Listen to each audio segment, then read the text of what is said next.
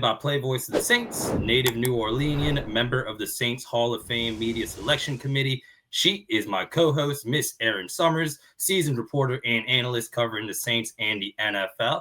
Erin, good to see you again. How you doing? I am doing great. Had a really good long weekend, got to see some family, got to go to some sporting events for fun as a fan, which is always nice. So that was great. And then back at it this week because OTAs are starting. So we have a lot to get into.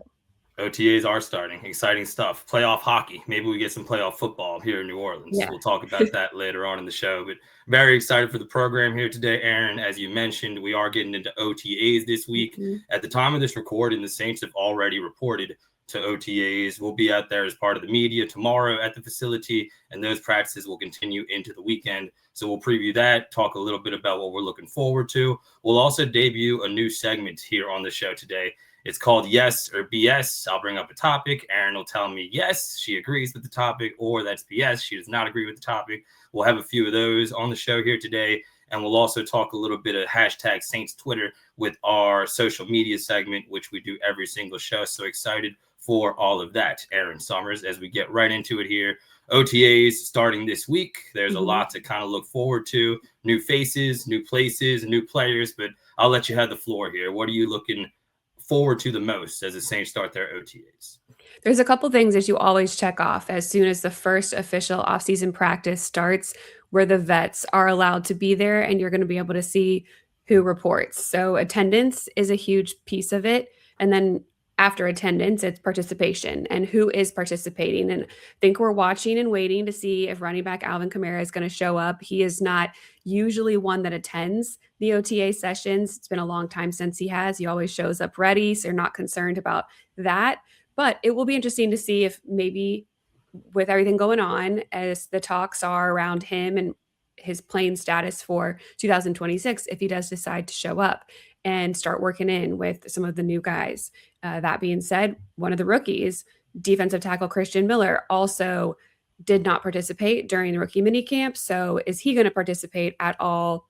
Again, not a big deal since he is on the line. You don't get to see them do a lot during these offseason practices.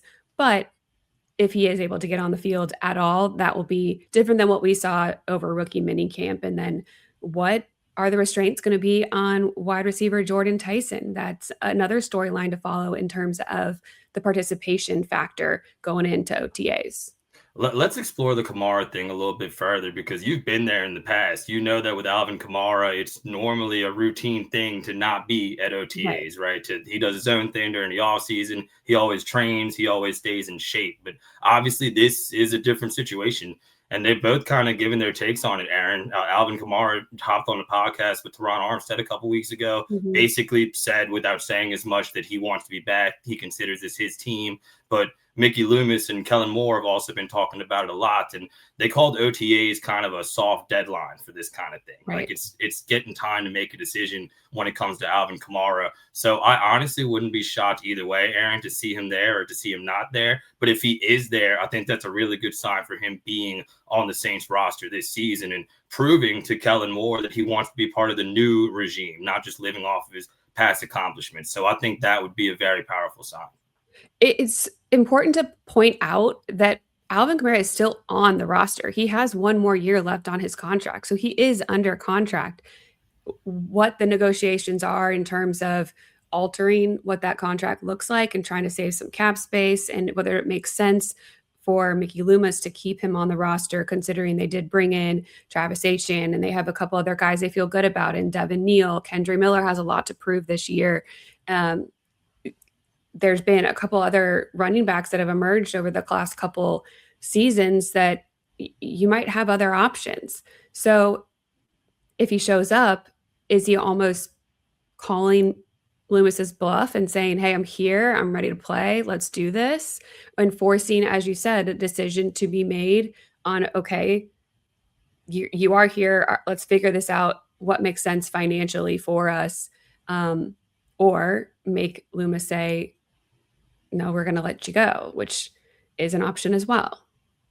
Yes, it is. And still so much to decipher there. We'll see what happens with Kamara, but we know for a fact that Tyler Shough will be there. And this offseason, Erin, we know for a fact that he'll be taking every single rep with the first team.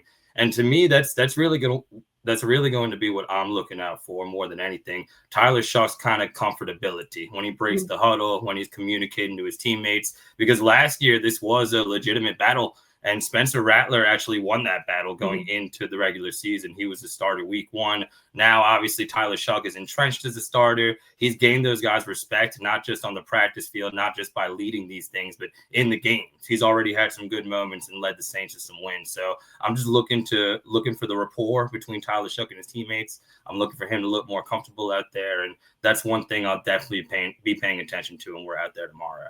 It's very different when you were able to step in as the day one starter and get all of the first team reps. And that is what quarterback Tyler Shough is going to be able to do. He has been in the facility since the season ended, working out, getting that chemistry with whoever is in the building, offensive linemen, receivers, tight ends. He's already attacking things the right way. So it'll be interesting to see how much further ahead he is at this point.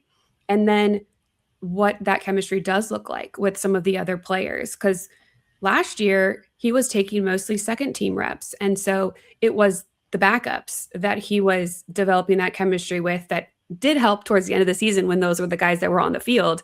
But you want to make sure he's got that rapport with the first team guys as well. So how much is he working with Juwan Johnson? Is he able to get in there with Noah Fant now, who we'll see if he is somebody that's going to be there for the first day of OTAs, one of the free agent tight end signings. And then where does he look with Chris Olave? How is that dynamic developed and is it better? And then obviously same with Jordan Tyson. And then I'm interested to see the dynamic between wide receiver Chris Olave and Jordan Tyson as well. That's something I like to watch, is the conversations that are happening on the sidelines or behind the line of scrimmage. Who is talking to who? Who's getting advice from who? Are they talking to the coaches? Are they asking questions? And I think that's very telling, especially for rookies, if they're trying to be that sponge and who they're leaning on. So that's something to look out for as well. You have an astute eye. I can tell you've been to a lot of these things because those conversations are so important. And you could see at the practices last year why Spencer Rattler was going to get the job. He was joking around with guys. He was patting guys on the butt. Like it looked like you had that rapport with them. Last year, Tyler Shough, to your point, with the second team not being entrenched as a starter, you didn't really see that rapport, that comfortability, which is why he was not the week 1 starter.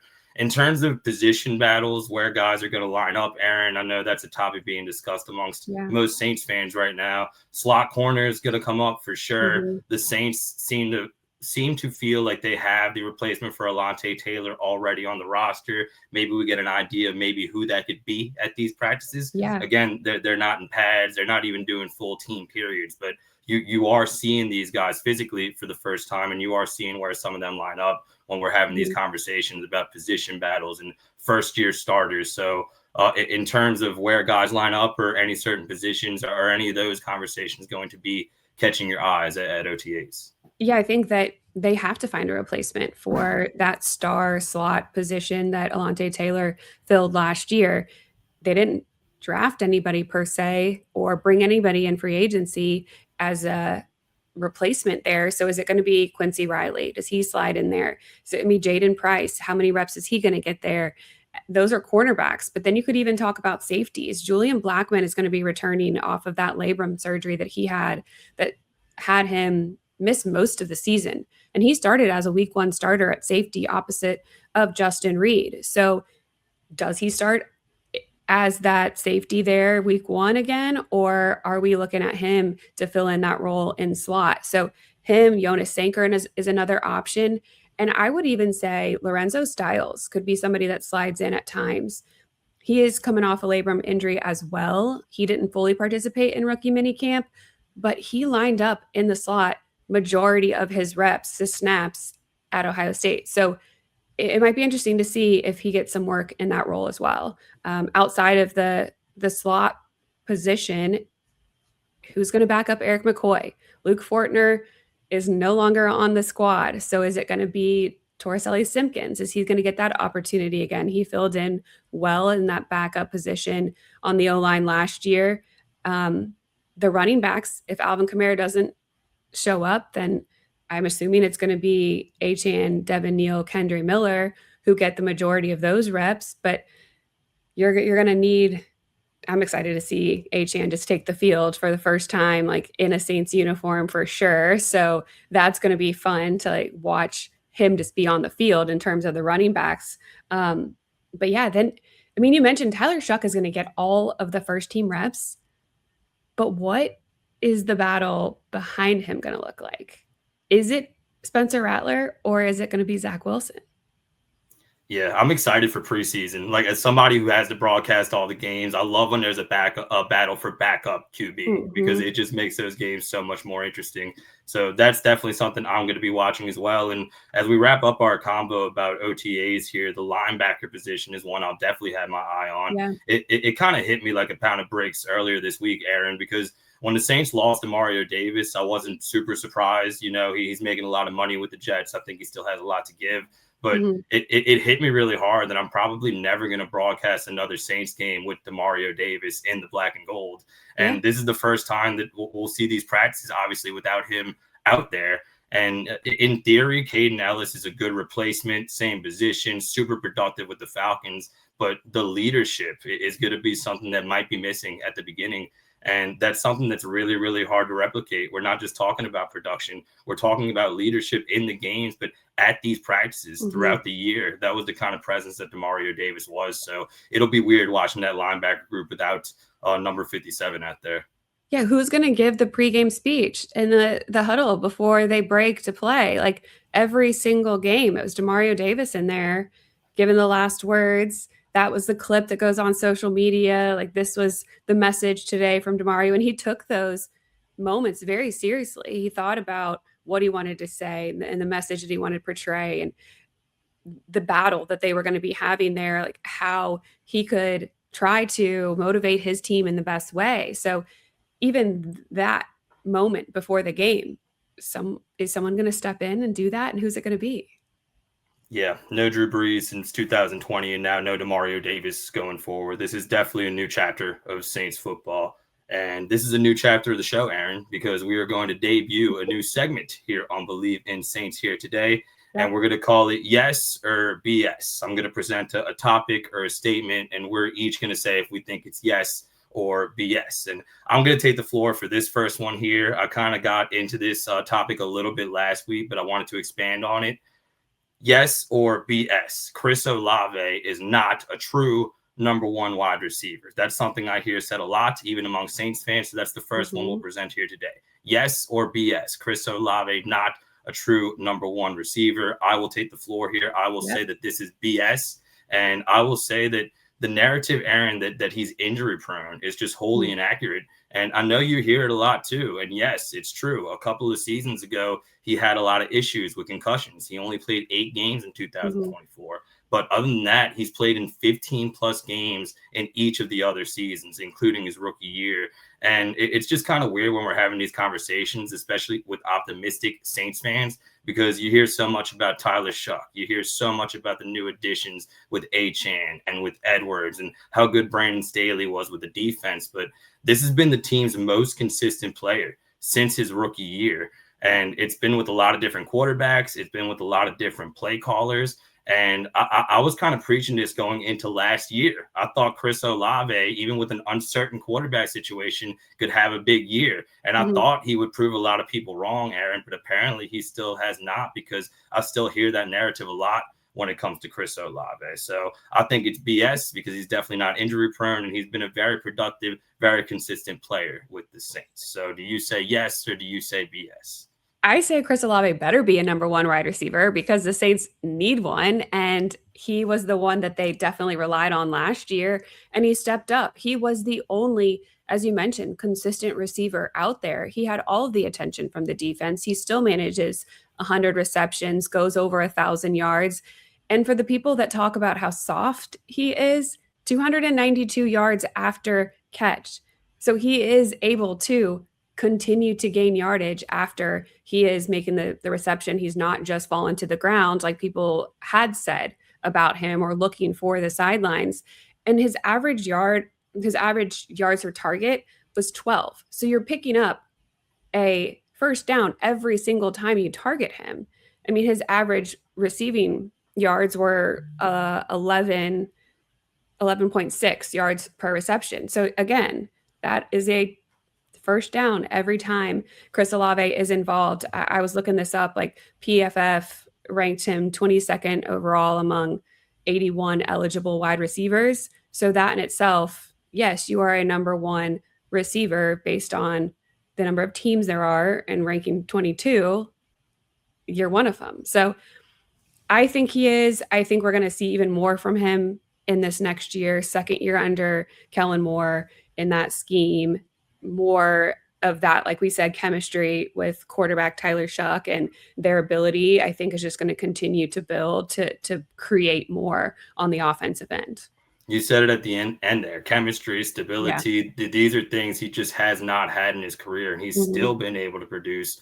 And look no further than last season. That was his best stretch as an NFL player. And that was with a rookie quarterback, with a first-year head coach, second-team All-Pro in 2026, and 1,000-plus seasons in 3 out of the 4 years he's been in the NFL so far. So the statement that Chris Olave is not a number one wide receiver is definitely BS. All right, for the next one here, Erin, I'll ask you first. I know you talked about Tyler Shough recently and compared him to other quarterbacks in the NFC South, may have ruffled some feathers with our friends in Atlanta and Carolina with that one. But I have a similar one for you here. Yes or BS? Kellen Moore is the best play caller in the NFC South. Now, keep in mind who his competition is here. Zach Robinson with the Bucs was on the Rams staff for 4 years before going to the Falcons to be their offensive coordinator now in Tampa. Tommy Rees is the new offensive coordinator of the Atlanta Falcons, was the OC in Cleveland for a year with Kevin Stefanski, who brought him over to the Falcons. And the Panthers have Brad Idzik as their offensive coordinator. He's been their OC since 2024, but this will be his first year actually calling the plays, taking over for Dave Canales. So with that context, Erin Summers, Kellen Moore, best play caller in the NFC South, yes or BS? Yes, Kellen Moore is the best offensive play caller in the NFC South. And I will say, because he, for one, has the most experience with the team that he is with in the NFC South, because all of those 3 previous play callers that you mentioned are all going to be doing it for the first time with that team. You mentioned Rees. He was with the Browns last year. They had the 3rd worst total offense, and they were 2nd worst in scoring. Was it personnel there with the Browns, or was it coaching? We'll find out in Atlanta. You go Dave Canales, hands over play calling responsibilities to their offensive coordinator and Brad Idzik, and they were 27th in total offense last year. They do have some continuity, so it could get better, but it's still going to be his first year calling plays. There's going to be a learning curve there. And then you go to Tampa Bay. Zach Robinson moves from Atlanta to the Bucs. He does come from that Sean McVay tree, as you mentioned. There's going to be a lot of motion, pre-snap disruption. There's going to be some creative route combos for sure. But he didn't really hit it out of the park last year with Atlanta. They weren't doing great as well. 14th in total offense, 24th in scoring. Is it going to be better with the Bucs personnel? Potentially, probably. But I think at this moment, Kellen Moore is set up for the most success. And I can't say enough about his adaptability and the way that he works with the personnel that he has to make sure that everybody's put in a position for success. And Tyler Shough mentioned this last week. They have already been sitting in meetings, going through film, talking about how they can do that better.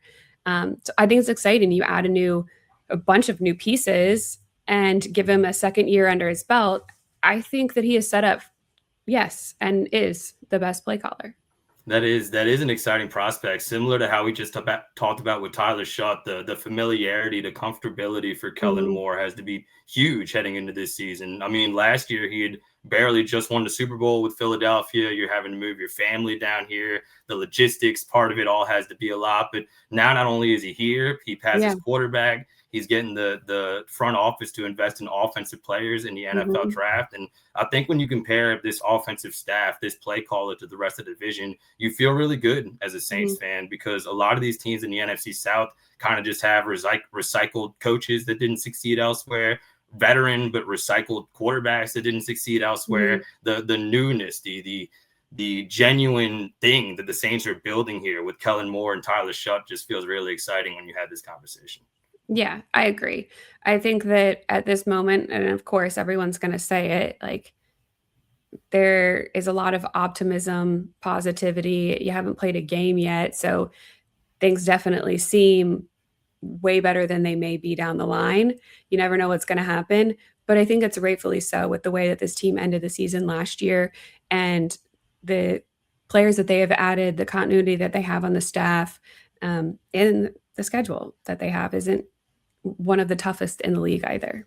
That is a perfect segue into our next topic here as part of Yes or BS here, Erin, because media and fans alike both seem really optimistic about this season. That's not always the case here. But given the trajectory of where the Saints are, what they're bringing back, most people not just rooting for this team, but covering this team feel pretty good about it. However, our friends over there at FanDuel and a lot of these sports books do not feel as good about the New Orleans Saints. And I love doing these segments, Erin, not because I'm a huge betting person. I'm not sure if you are either, but I think Las Vegas odds are such a good barometer about what the national media or the national fan base, football community as a whole thinks of your team, because they're not too close to the sun. They don't have any kind of bias. They're not covering this team every single day. So I think it's interesting as we get into our next topic here to explore whether or not the Saints will make the playoffs this year.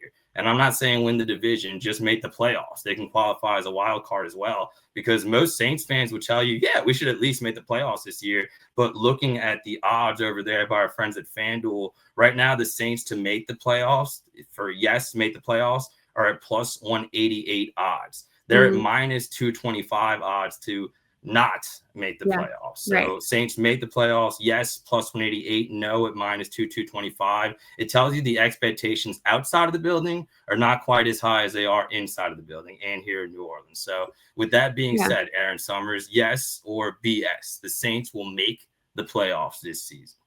I think nationally, a lot of people haven't been paying attention to the Saints the past couple years because of the struggles that they've had, the changeover with the coaching staff, the quarterback situation, the injuries that they've had. But you started to hear people talk about the Saints a little bit more after the play of Tyler Shough and the players that were added during the offseason.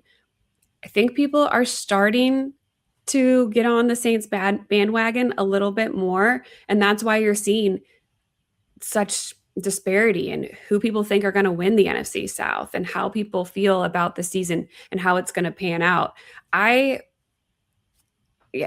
It's always tough to say who's going to win the NFC South because it's always right there until the very end of the season, I feel like.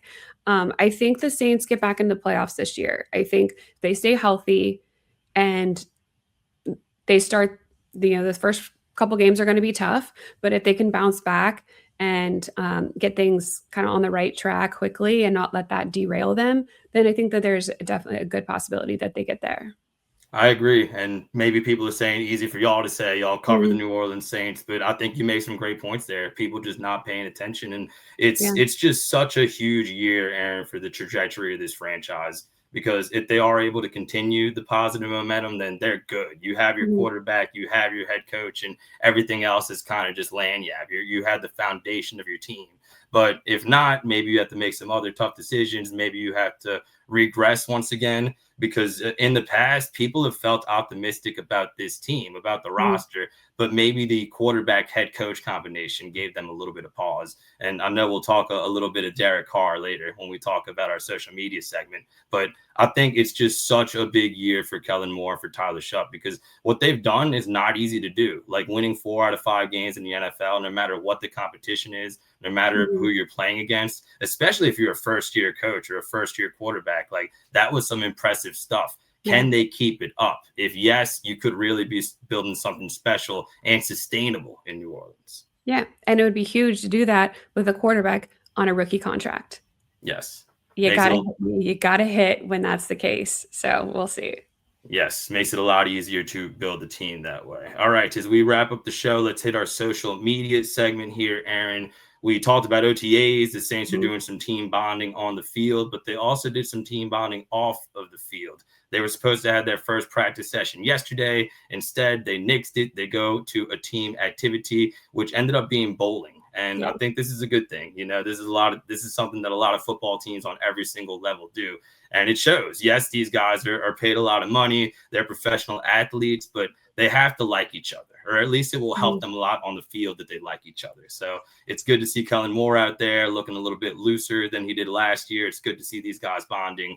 And I think this is a positive thing before you hit the nitty gritty of OTAs and eventually training camp. I love that they did it the first day of OTAs. So instead of getting on the field and competing against each other with all of your gear on and it's hot and whatever, you get to go and be in a little more lighthearted situation, have fun, where you can actually have side conversations with various players because you're not sitting with your position groups the majority of the time. So you can be intermingling when you're not bowling. And I'm sure there was a lot of smack talk and all of that and fun banter going on. And I think that's a great way to build that team chemistry.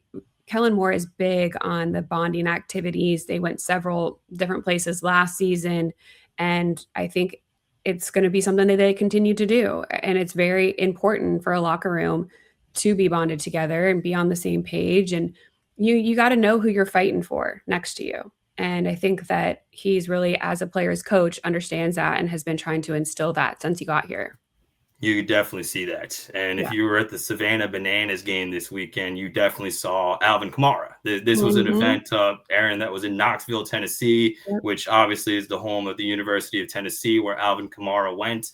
And before we get into the Kamara side of it, I think the Bananas are just such an interesting societal phenomenon because it's not my cup of tea. I'm not sure I'd stand in line that long and pay that much money to go watch that. But it's also funny to see the vitriol and how much people just hate them because I don't understand that either. So Savannah Banana is not my cup of tea, but I respect how popular they are, I guess. And so does Alvin Kamara. He was there. He looked to be having fun. I don't think it's a big deal that the Saints didn't repost it or anything like that. I know Tyler Shough was at one of these deals and they made a whole deal about it on social media. They're, trying to figure out some stuff contract wise. They don't know 100% what his future is going to hold. So I don't think that's that big of a deal. But what are your thoughts on Alvin Kamara at the Savannah Bananas game and the Saints not showing him any love over it? I think that you should read into it because the Saints are very good about pubbing their players and what they're doing in the community when they're out at various events, whether it is back in their hometown or where they played. If it's a community event, they will repost it. They post a bunch of different pictures from players' social media each week. And they go, around the team and kind of this is what the guys have been up to this week. And, Pete Werner, he had a baby. So like that was huge. That was out there. And I think that's awesome. Congrats to them.